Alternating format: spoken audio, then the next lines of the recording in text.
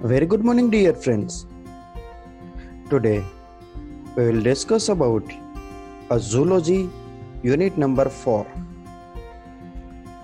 The title of unit number 4 is Ecology and Fisheries Biology. So first of all, in the 4.1, Introduction of Ecology. Second one is Marine Ecology. Third one is freshwater ecology. See, a marine water and freshwater both are different. Marine like sea, ocean. So it's have a salted water. Then freshwater. So freshwater means a pond water, river waters, lake, streams, all are we can have a fresh as no salt. That is the fresh water. So there is the 3 point of ecology. And fourth one is ecological adaptations. So in this adaptations means anukulano as also survive. So in these ecological adaptations have a 5 point: fossorial, aquatic, arboreal, woodland and desert adaptations. So that is the second separation parts. First one is regarding ecology. Second one is regarding adaptations. And fourth one is regarding fish, like morphology, differentials, contact fish and ostrich fish, as well as also scales in fishes. So third separation is regarding fish. And also fourth one is types of fishing boat and nets. There is a various types of boat and various types of net for the fishing, or use of fishing. Got at this point? So today we will discuss about introduction of ecology. So first of all, what is ecology? Ecology, the scientific study of interactions between organisms and their environment. See, અહીંયા આગળ આપણે બે વસ્તુ જોવાની છે કે relationship organisms અને એન્વાયરમેન્ટનું relation શું છે, આ બંને વચ્ચે રિલેશન શું છે, આ બંને વચ્ચે એનર્જી છે કઈ રીતના ટ્રાન્સફર થતી હોય છે, તો આ વસ્તુને આપણે કહીશું ઇકોલોજી. અથવા તો બીજી ભાષામાં આપણે કહી તો ઇકોલોજી છે એક ગ્રીક વર્ડ છે, that is the derived from Greek word like eco, as also called as home, and logy, is also called as study. So it's a study about organisms home, that is called as ecology. Ecology is a science of relationship and between organisms and environment. Got it? Now what do you mean by environment? આપણે organisms છે, જેમ કે living organisms છે, એ તો આપને ખ્યાલ જ છે, બટ અહીંયા આગળ એન્વાયરમેન્ટ એટલે શું? The environment is made up of two factors, biotic and abiotic factor. That is the two factor. Biotic. Biotic means living organisms. And abiotic means non-living organisms. જે ઓર્ગેનિઝમ્સ છે, લિવિંગ ઓર્ગેનિઝમ્સ છે, અર્થ ઉપર રહેતા હોય, that is the biotic factor. જેની અંદર નાનામાં નાનું વાયરસ થી લઈ અને મોટામાં મોટા હાથી છે, વેલ છે, વોટએવર ગમે તે એનિમલ હોય જે લિવિંગ ઓર્ગેનિઝમ્સ છે એ બાયોટિક ફેક્ટરમાં આવે. અહીંયા આગળ બાયોટિક ફેક્ટરમાં એક એવી વસ્તુ પણ આવે છે કે જે હલનચલન ન કરી શકતી હોય, જેમ કે ટ્રી. તમને બધાને ખ્યાલ જ છે, જગદીશચંદ્ર બોઝે એ પ્રૂવ કરેલું છે કે જે ટ્રી છે એ પણ સાંભળી શકે છે, આપણો સ્પર્શ અનુભવી શકે છે. તમને ખબર હોય તો જમણીનો છોડ હોય છે, આપણે એને સ્પર્શ કરીએ એટલે તરત જ એના પાંદ છે ભીડાઈ જતા હોય છે, હે ને? પછી એ પણ ખોરાક બનાવે છે, જે ટ્રી છે એ પણ ખોરાક બનાવે છે. તો થયું ને Biotique. So that is the biotic factor. Now abiotic factor. આ બધા કેની અંદર છે? એન્વાયરમેન્ટ ની અંદર છે. અબાયોટિક ફેક્ટર શું છે? તો કે જે લિવિંગ નથી, જે લિવિંગ નથી એ વસ્તુને આપણે અબાયોટિક ફેક્ટર કહેશું. જેમ કે ટેમ્પરેચર છે. ટેમ્પરેચર છે એ એન્વાયરમેન્ટનું એક પાર્ટ જ છે, બટ કેવું છે તો કે અબાયોટિક ફેક્ટરમાં આવે છે. સોઇલ છે, લાઇટ છે, મોઇશ્ચર છે. મોઇશ્ચર એટલે કે ભેજ, હે ને? પછી એર કરંટ છે. એર કરંટ એટલે કે હવાનું આખે આખું એકદમથી હવા આવવી, પવન, વિન્ડ, વોટએવર. સો આ બધા જ ફેક્ટર છે, જેમ કે ટેમ્પરેચર, સોઇલ, લાઇટ, મોઇશ્ચર, આ બધા જ છે એ અબાયોટિક છે.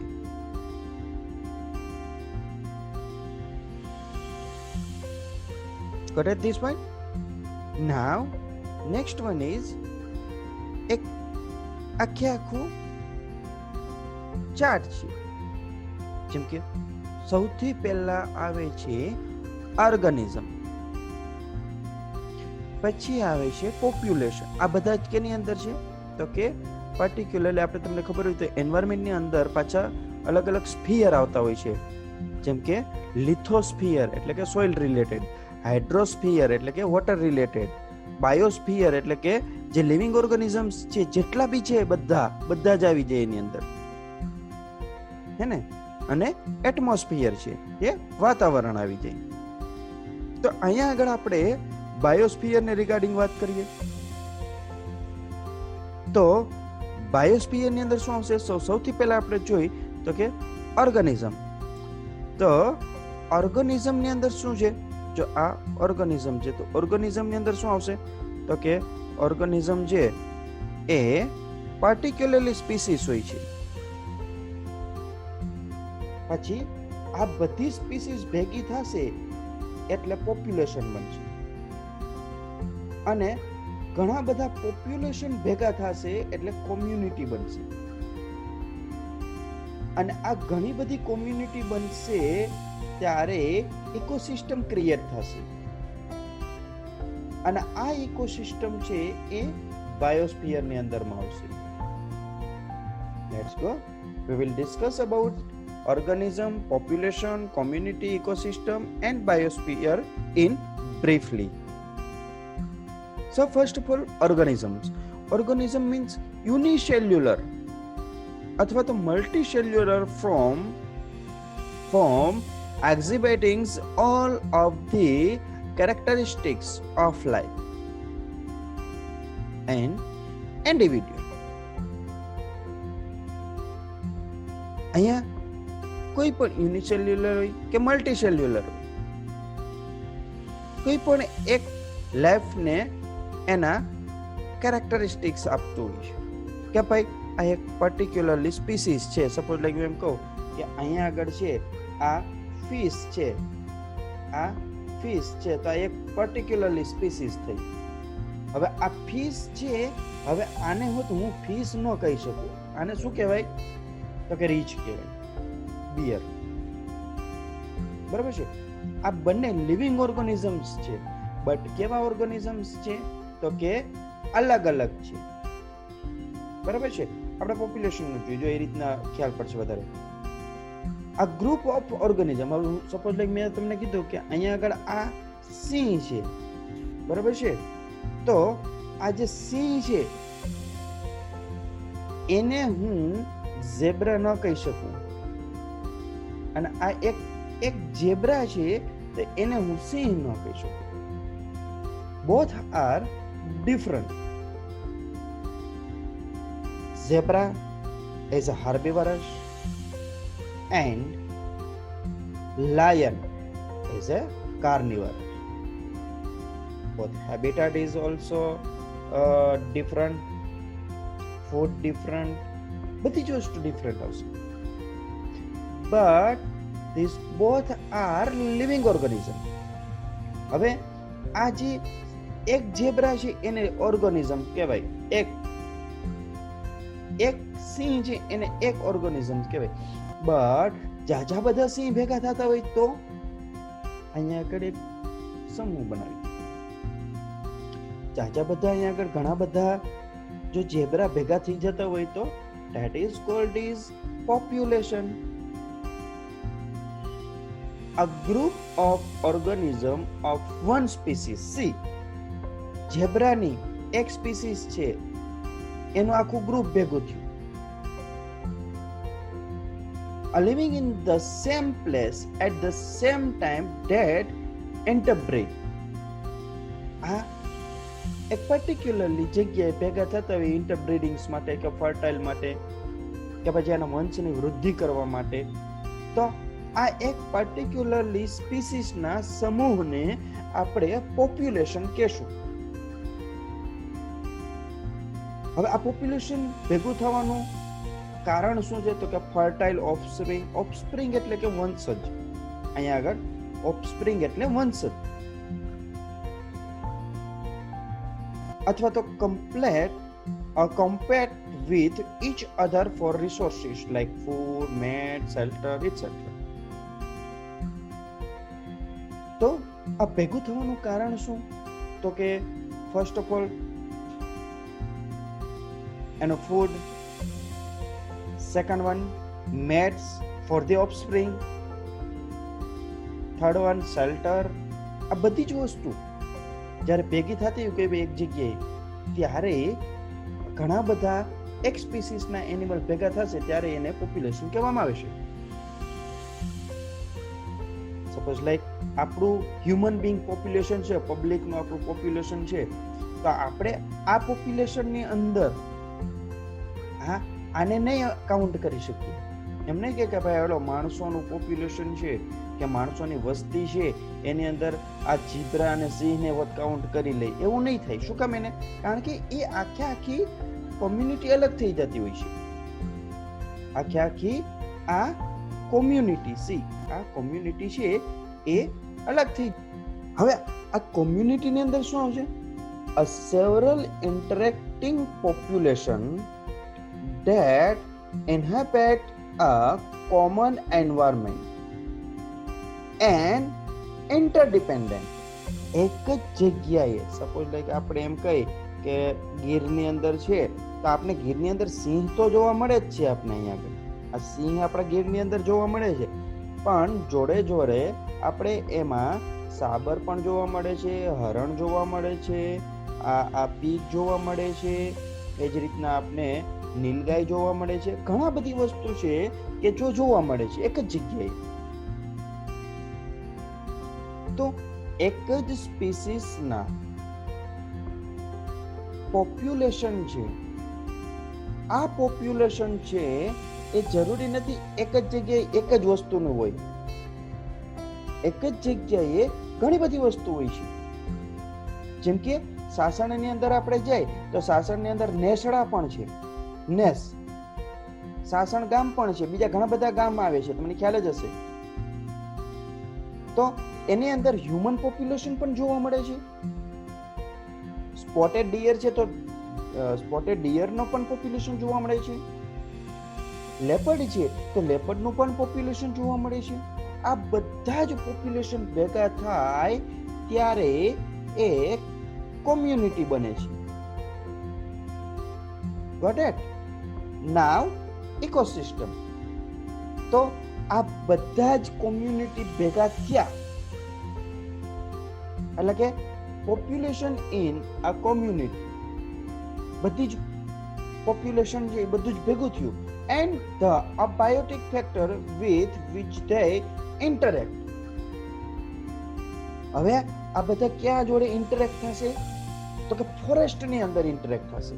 આપણે શાસનનું ફોરેસ્ટ લઈ લઈએ. અહીંયા આગળ અહીંયા શાસનનું ફોરેસ્ટ લઈ લઈએ તો આ શાસનના ફોરેસ્ટ ની અંદર બધા ઇન્ટરેક્ટ થયા. અહીંયા લેપર્ડ પણ આવી ગયો, પછી લાયન પણ આવી ગયું, સ્પોટેડ ડિયર આવી ગયું, હ્યુમન બીંગ આવી ગયા, પીક આવી ગયા, નીલગાય આવી ગયા, બધી જ વસ્તુ આવી ગઈ. આ બધી જ વસ્તુ ભેગી થાય એટલે આપણે એને એક વર્ડ આપેલો છે, એને કહેશું ઇકોસિસ્ટમ. હવે આવી રીતના જો આપણે ફોરેસ્ટ ની અંદર ભેગું થતું હોય તો અહીંયા આગળ પાણીની અંદર પણ એવું કંઈક ભેગું થતું હોય, જેની અંદર ક્રેબ છે તો કરચલો, ક્રેબ છે તો એનું પોપ્યુલેશન હોય. સી ટર્ટલ છે તો એનું પોપ્યુલેશન હોય. ફિશ છે, ફિશ ની અંદર ઘણી બધી સ્પીસીસ આવતી હોય તો ઘણી બધી સ્પીસીસ નું ભેગી થતી હોય તો એનું પોપ્યુલેશન છે. આ બધી જ વસ્તુ છે જ્યારે ભેગી થાય ત્યારે એક ઇકોસિસ્ટમની રચના થાય. ખ્યાલ પડી ગયો? સો આ ઇકોસિસ્ટમ છે એ ક્યાં આગળ અને કઈ રીતના હોય? તો આ ઇકોસિસ્ટમની માથે છે એક પર્ટિક્યુલરલી સ્ફિયર, જેમ કે એટમોસ્ફિયર છે, વાતાવરણ છે, તો વાતાવરણની અંદર તમને ખબર છે કે અલગ અલગ સ્ફિયર આવે, જેમ કે સ્ટ્રેટોસ્ફિયર છે, પછી સ્ટ્રેટોસ્ફિયર છે, પછી એ જ રીતના સ્ટ્રોપોસ્ફિયર છે, મેસોસ્ફિયર છે, આવી રીતના અલગ અલગ સ્ફિયર આવે છે. તો અહીંયા આગળ પણ અલગ અલગ સ્ફિયર આવેલા છે, જેમ કે ઇકોસિસ્ટમ છે, કોમ્યુનિટી છે, પોપ્યુલેશન છે. આ બધી જ વસ્તુને આપણે ભેગી કરીએ ત્યારે આપણે એક પર્ટિક્યુલરલી સ્ફિયર મળે. અને આ જે સ્ફિયર મળે એટલે આપણે એ સ્ફિયરને કહેશું બાયોસ્ફિયર. શું કહેશું આપણે એને? બાયોસ્ફિયર કહેશું. A life supporting portion of earth composed like air, land means soil, fresh water, salt water, etc. તો આ જે બાયોસ્ફિયર છે આ બધી જ વસ્તુ પ્રોવાઈડ કરે છે. લિવિંગ પણ પ્રોવાઈડ કરે છે, નોન લિવિંગ ફેક્ટર પણ પ્રોવાઈડ કરે છે. બાયોસ્ફિયર ની અંદર એ વસ્તુ આવી છે, બધી વસ્તુ. અને આ જે સ્ફિયર છે આ હાયર લેવલ ઓફ ઓર્ગેનાઇઝેશન છે. આપણે જે 4 સ્ફિયર મેં તમને કીધા, હાઇડ્રોસ્ફિયર છે, લિથોસ્ફિયર છે, એટમોસ્ફિયર છે, એ એટલા બધા આપણે ઇફેક્ટિવ નથી, એની અંદર 2-5 પોઈન્ટ આવી જાય, ઇટ્સ ઇનફ. બટ આ જે બાયોસ્ફિયર છે એની અંદર તો ઘણી બધી વસ્તુ આવે છે. જેમ કે મેં તમને આની પહેલા ના કીધું કે ઓર્ગેનિઝમ્સ છે, ઓર્ગેનિઝમ ની અંદર લિવિંગ ઓર્ગેનિઝમ, પોપ્યુલેશન છે, કોમ્યુનિટી છે, ઇકોસિસ્ટમ છે, બાયોસ્ફિયર છે. આવી બધી જ વસ્તુ છે એ કેની અંદરમાં આવી જાય? તો કે બાયોસ્ફિયર ની અંદર. ખ્યાલ પડી ગયો? નાઉ અહીંયા આગળ બાયોસ્ફિયર ની અંદર અમુક વસ્તુ આપને જોવા મળે છે, જેમ કે હેબિટાટ અને નાઇક. હવે હેબિટાટ એટલે શું? તો કે the place in which an organism live out its life. આપણું હેબિટેટ શું કહેવાય? તો કે આપણું હેબિટેટ વિલેજ કહેવાય. આપણું હેબિટેટ, ઘણાના હેબિટેટ સિટીની અંદર હોય તો સિટીની અંદર રહેતા હોય, તો એનું હેબિટેટ સિટી ના હોય. ઘણાના હેબિટેટ ડુંગર ઉપર હોય તો ઘણા ડુંગર ઉપર હેબિટેટ કહેવાય. ઘણાના હેબિટેટ જંગલની અંદર હોય તો જંગલની અંદર એનું હેબિટેટ કહેવાય. એક એવું પ્લેસ કે જ્યાં આગળ કોઈ પણ ઓર્ગેનિઝમ્સ છે એ થ્રુ આઉટ લાઈફ છે ત્યાં આગળ જીવન પસાર કરતું હોય. ઘણા ડોલર કમાવાનો શોખ હોય તો એ અમેરિકા જતા હોય, એનું હેબિટેટ ચેન્જ કરી નાખે, ભાઈ હું ઇન્ડિયામાંથી જઈએ તો આપણે ડોલરમાં જઈએ. ઘણાને એવા હોય કે ભાઈ આપણે 50 ડિગ્રી જેટલું ટેમ્પરેચર આપણે સહન કરી શકીએ તો એ યુએઈ બાજુ જતા હોય, હે ને? તો હ્યુમન બીંગની વાત કરી. તો આ જ રીતના night the role a species play in a community. It's a totally way of life. આજે particularly એક ઓર્ગેનિઝમ કે એક સ્પીસીસ નો રોલ છે એ એક કમ્યુનિટી ની અંદર જે પ્લે કરે છે, આ વસ્તુને આપણે નેક કહેશું, આખી થ્રુ આઉટ લાઈફ. બરાબર? હજી એક વસ્તુ આપણે જોઈએ, a nack is determined by the tolerance limitation of an organism અથવા તો limiting factor. કોઈ પણ એક બાયોટિક ફેક્ટર છે અને એ ઓર્ગેનિઝમ્સ છે એ અબાયોટિક ફેક્ટરને એક પાર્ટિક્યુલરલી લેવલ સુધી ટોલરન્સ કરે છે. ટોલરન્સ એટલે કે સર્વાઈવ કરશે. તો જ્યાં સુધી એ સર્વાઈવ કરી શકે છે ત્યાં સુધી એને આપણે જીવવા દઈએ. એટલે કે અહીંયા આપણે એમ કહીએ કે અહીંયા લિમિટ આવી ગઈ. આપણે છીએ, આપણે એમ કહીએ કે -10 ડિગ્રી ટેમ્પરેચરમાં આપણે જીવી શકીએ તો ઘણા જીવી શકે. આપણે શિયાળાની અંદર જોતા હોય કે ઘણા ઠંડીના લીધે મૃત્યુ પામતા હોય છે. ઘણા એવા પણ હોય છે કે વધારે પડતું ગરમી લાગી ગઈ તો પણ મૃત્યુ પામતા હોય છે. હ્યુમન બીંગની વાત કરું છું. પછી એ જ રીતના છે કે કોઈ પણ માછલી છે, કદાચ તમે એક્વેરિયમ જોયું હોય, માછલી ઘર જોયું હોય, તો આ જે માછલી છે એને આપણે ઠંડા પાણી, એને માછલી ઘર છે અને એની અંદર અચાનક જ ગરમા ગરમ પાણી નાખી દે તો બહુ ઠંડી છે તો આપણે એમ કે નવડાવી દઈએ ગરમ પાણીથી, તો શું થશે? માછલી જીવી શકશે? નહીં જીવી શકે. શું કામ? એને બીકોઝ ઓફ એનું જે લિમિટિંગ ફેક્ટર છે એ એક પોઈન્ટ કરતા વધી જશે. એટલે શું થઈ જાય? ડેડ થઈ જશે. એનું ટોલરન્સ છે, એનું જે સર્વાઈવલ છે એ લિમિટ થી કરતા વધી જશે એટલે ડેડ થઈ જશે. ધેટ ઇઝ કોલ્ડ ઇઝ નેક. અથવા તો લિમિટિંગ ફેક્ટર બીજા શબ્દોમાં કહી, એની બાયોટિક અથવા તો abiotic factor that restrict that existence of organism in a specific environment. કોઈ પણ એક એન્વાયરમેન્ટ ની અંદર એ સર્વાઈવ કરી શકતું હોય ત્યાં સુધી ઇનફ છે, પણ આફ્ટર લિમિટ કરતા વધી જાય ત્યારે શું થશે? તો કે એ ડેડ થઈ જશે. આ એની લિમિટિંગ ફેક્ટર છે. સપોઝ લાઈક હું એમ કહું કે કોઈ પણ એક મની પ્લાન્ટ છે, આપણે મની પ્લાન્ટને મારે રણની અંદર વાવવો છે, કચ્છની અંદર મારે વાવવો છે, રણમાં, રાજસ્થાન રણની અંદર વાવવો છે, તો ઉગશે? એ ગ્રોથ નહીં થઈ શકે. શું કામ એને નહીં થઈ શકે? કારણ કે ત્યાં આગળ એને નથી વોટર મળતું કે નથી એને જોઈએ એટલું ટેમ્પરેચર મળતું, અને જે બી કંઈ મળે છે એના લિમિટ કરતા કંઈક આઉટ ઓફ કંટ્રોલમાં જ મળે છે. એને પ્રોપર જમીન નથી મળતી, સોઇલ નથી મળતી, એટલા માટે એ ત્યાં આગળ સર્વાઈવ નહીં કરી શકે. અને જ્યાં સુધી સર્વાઈવ કરવાની વાત છે તો જ્યાં સુધી એ સર્વાઈવ કરશે ત્યાં સુધી એને લિમિટ સુધી સર્વાઈવ કરશે. આપણે કહીએ ને કે અમુક ટાઈમ માટે આપણી લિમિટ હોય છે. અમે ઘણી વખત કહેતા હોઈએ છીએ, ભાઈ મારી લિમિટ પૂરી થઈ ગયો હવે બસ, હે ને? પછી તમે શું કરશો? તો કે કોઈ સામેથી બોલ બોલ બોલ બોલ કરતું હોય, સાંભળવાની લિમિટ પૂરી થઈ જાય પછી એને કહી દે ને, બસ હો આપણી લિમિટ પૂરી થઈ ગઈ હવે. એટલે જો એ લિમિટ કરતાં વધારે પછી સામેથી બોલ કરે તો પછી આપણે રિએક્ટ કરવું પડે એને, અને બંધ થઈ જાય તો પછી આપણે વાંધો નથી આવતો, હે ને? That is the limiting factor. Okay, નામ એક્ઝામ્પલ આપણે આપીએ લિમિટિંગ ફેક્ટરનું, કે અમાઉન્ટ ઓફ વોટર છે, મેં તમને આ મની પ્લાન્ટનું એક્ઝામ્પલ આપ્યું એ રીતના. પછી અમાઉન્ટ ઓફ ફૂડ છે, ટેમ્પરેચર છે, ટેમ્પરેચરનું પણ એક્ઝામ્પલ આપ્યું, જેમ કે કચ્છના રણની અંદર મની પ્લાન્ટ વાવવો છે, કારણ નહીંતર પછી ઘણાને 50 ડિગ્રી ટેમ્પરેચર સહન થઈ જતો હોય તો એ અહીંયા કામ કરતો હોય, ના થતો એ પાછી ઇન્ડિયા પાછા આવી જાય.